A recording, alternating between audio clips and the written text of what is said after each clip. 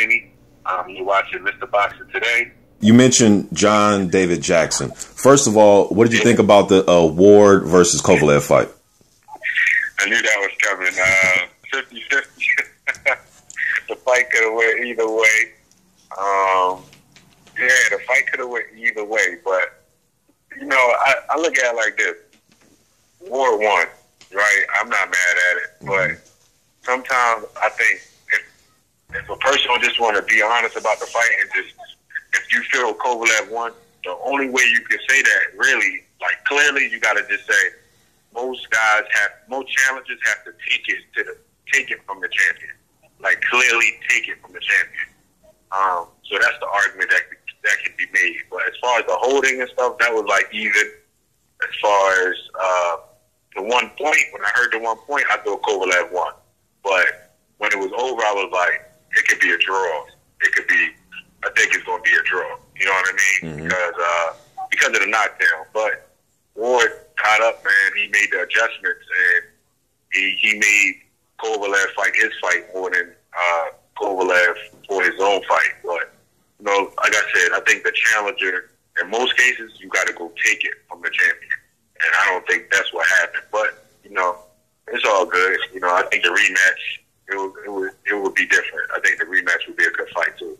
It was definitely a good fight, in my opinion. And that fight was a damn good fight, man. Now, speaking of fighting and being in the ring, in your opinion, what's the difference? And I want to hear this from a boxer, man, because when I explain it, people always say, "Oh, you're not a professional boxer. How would you know?" But what's your opinion, and what's the difference between fighting somebody that's there to win and fighting somebody that's there to survive? What's the big difference? It's hard. It's super hard. I'm so happy. Jolene has put me in probably with like 2 or 3 guys already that's there to survive, and it's hard because already you're trying to gain an experience, right? And then you got guys that don't really give you too many openings. So when you don't get too many openings and they're scared, it's like real life. Most of the time, if you're scared, you're gonna figure out a way to get through something. You're gonna figure it out. You're gonna tackle somebody. You're gonna do whatever you gotta do to figure it out. And that's what Alabama did. That's what Ray Lopez was good at. That's what Ruben Ortiz. The guy Ruben Ortiz was super good at it. It was unbelievable. You could hit a guy and they pull you down. You hit them and they going down. They pull you down. The referee's gonna wipe both gloves off. So it's all types of tricks, man. It's a game. It's a sport. It's all types of tricks. It's way different. A guy that's coming there to fight, it's you're more alert. You're more into it. You're probably gonna get more openings. It's just a big difference. The way it's much different. Much different. And from a fan's point of view, man, I've been watching boxing since the late 80s, bro. So for me, I know all the little tricks of the trades, spit your mouthpiece out, hold the guy, fall down on purpose. Just a lot of little things, little subtle things that some fans, they probably won't see it. But guy is buying time. He's trying to survive. And it's hard for some fans to notice that. Right. A clear fight, man. I don't want to just say it, but I'm going to say it. The Ortiz fight, man. The Ortiz fight. I don't want to hear people saying Ortiz look bad and all this stuff. It's hard to fight a guy. First of all, it's hard to fight a guy like Malik that's experienced. And then on top of that, early on in the rounds, he's just buying time, taking his time. It's hard to fight a guy like that. You know what I'm saying? You can't necessarily say Ortiz just looked bad because he was trying to do what he always does. It just, Malik came in with a different game plan. That's it. Simple. Now we didn't. I mentioned John David Jackson, but how was it like working with John? I know you just hooked up with him. How was it like working with him so far, man? Great, man. It's really great. I'm not a big proponent on like transferring and switching trainers and switching this and that. I'm not like a big person on that. If I wanted to, I could have transferred from New Haven to my college after my freshman year. So it's always like, I always felt like whatever I started with, I was going to end up staying with. But going with John has been great for me because his personality and my personality coincide, and I understand his terminology. You know what I'm saying? He's like, whatever works best for you. If you want this person in your corner, it works. It's whatever you're comfortable with. That's what I'm with. I'm not going to try to switch up this, switch up that. We just going to fine tune things, and that's how some trainers got to be, because the fighters are the one that's going in there. And I'm happy that main event, they didn't push me to him. They just said, go down there, just hang out with him, see if you like, how he teaches guys and whatnot. And he's great. He's great in that sense. Okay. And then there's a slew of heavyweight fights coming up. I know you're fighting next week. I'm going to get to that in a moment. But just some of the notable fights that are coming up, I also want to get your opinion on them. Parker versus Ruiz Jr. How do you see that one? Even if you don't pick a winner, just what does each guy have to do in your opinion? That's interesting, 50-50, but I think, they've been in the ring with each other. They're both the same. I do think that Ruiz can come in different more than Parker, because Parker's a taller guy and he fights the same way coming forward, like flat-footed. Mm-hmm. I think Ruiz can, going up there and working in the summit, he might come in with a little bit more better conditioning and be able to put more and more pressure on him. But, we'll see, because neither one of them really got sharp defense. It's just, I do think Andy's defense is like Curtis Stevens, that high guard, and he might be able to block some of them shots a little easier. But if Parker's defense is better, Parker's defense on point, it should be a good fight for him. Okay. What about Dillian White, Derek Chisora? Oh, Dillian White, man. Listen, one thing I do like about Dillian White, he's a real dude. Listen, if a man spit in my face or slap me, the fight is over. We ain't making it to the ring. And I like Dillian White for that, man. And I do feel I'm going for Dillian White. Because Derek Chisora dude does some dumb stuff, and I don't like it. Fair enough. What about Stavern and Povetkin? Stavern, my man, too, man. I like Stavern, but I think they fighting in Russia. They fighting in Russia? Yes, sir. Yep. Yeah, I don't know, because Povetkin be a lot stronger in Russia. He look different in Russia, so.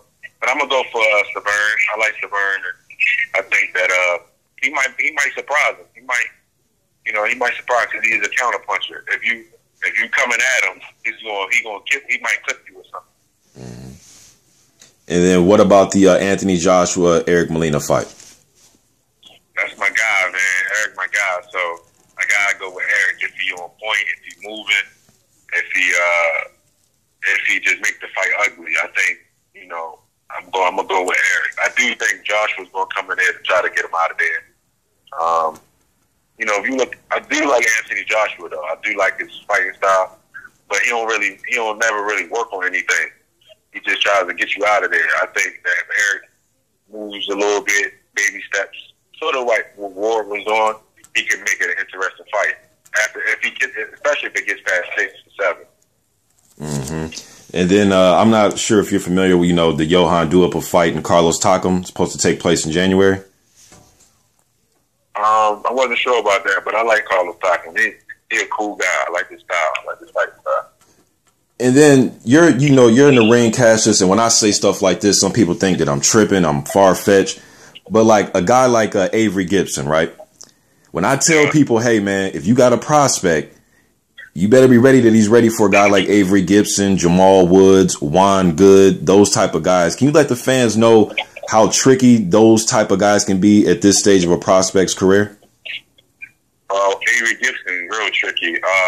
Jamal Woods, I was supposed to fight him, and I was actually ready for him because I know that he's going to try. You know what I mean? Yep.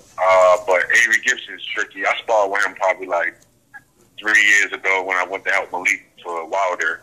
I think, for Wilder with Gerald. And I was like, dang, he's kind of tricky, but I did well. And you got to be ready. You can't go in there playing around. You know what I'm saying? But if you're athletic and you take your time and all that, he can make it easy, just like they box easy. Avery Gibson boxes very, very easy. It takes his time. You know, he's not in a rush. So some guys you got to box like they boxing. You know what I mean? And look for your openers that way. But a lot of those guys are tricky. Warren Good, I think he fought Gillette, right? Young Gillette. Yep, and dropped him. I think. Yeah.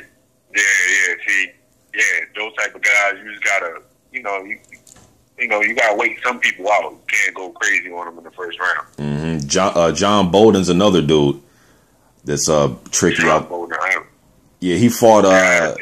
He fought Brian Jennings, and it was both those guys' second fights. Only fight he'd been knocked down in. And then he's just one of those guys that he got knocked out in that fight. But rather than that fight, he's never been knocked out. Just a guy to give you tough work, man. But, I see Avery Gibson has a fight coming up with Mike Perez, and I'm telling people, like, hey, man, if Perez mentally isn't there, I know he's a tricky southpaw, Cuban, background and pedigree. If he's not ready, he can be easily upset by Avery Gibson. Yeah, that's what I'm saying. Like, I like Mike Perez too, man, but he's so in and out with his movement that only thing Avery got to do is just stay there and just pop the jab. You know what I mean? Just put a jab out there, and because I think Perez is smaller than Avery. He's short. He's a small heavyweight. So that could be a tricky fight, too. That could be a real tricky fight. And then one more fight I want to ask you about before we move on. I see Samuel Peter, who was one of the up-and-coming hard hitters probably about 10 years ago. But he will be back. He's fighting Kurbat Pulev. How do you see that one going? He's fighting Pulev? Yep. Oh, man, that'd be a good fight. I will say that Pulev has been more active, like as far as with the competition. But Samuel Peters, he's going to come to win. If he still has that little awkward, stiff jab that he runs in with, it's going to be a good fight. All right, then now on to your fight, the fight that matters most, man. Fight next week against Carlos Sandoval. I believe he was in there with Chaz Witherspoon last time. Another guy that I recognize on his resume is Mario Heredia, the Mexican kid who fought in the World Series of Boxing against Parker. Then I seen Heredia. He dropped LaRon Mitchell, but he lost the fight, and he fought Andre Fedosov. But anyways, you're going to be in there with Carlos Sandoval, man. What do you expect for him to bring to the ring on Fight Night this upcoming Saturday? Just a durable guy, sort of probably like Ray Lopez. Same type of style. I do know Chaz stopped him before, and Chaz is a little bit different from me. He takes he fights at a different pace. So I'm gonna take my time. I'm not really gonna go in and just look for the knockout. You know what I mean? I'm not gonna do that. I'm gonna take my time, be relaxed, and look for my openers. It's just my last 4-rounder, and I just want to go out and look better, look more impressive, and take my openers when I see him. I'm trying to go to the body early. No doubt. And then for the fans out there in the East Coast or just in the country, period, where's the fight going to be at, and what's the venue? Mohegan Sun, Connecticut, Huntersville, Connecticut, right in the backyard. I'm ready to go, and it's probably my first fight back in Connecticut since my first fight. So I'm just excited to be back there and ready to go. Okay, no doubt, man. And then now moving on to looking at the heavyweight division right now, you got Tyson Fury sitting out, but including Tyson Fury, who do you think, in your opinion, is the top heavyweight? You don't have to give me a top 10, but just the top, I don't know,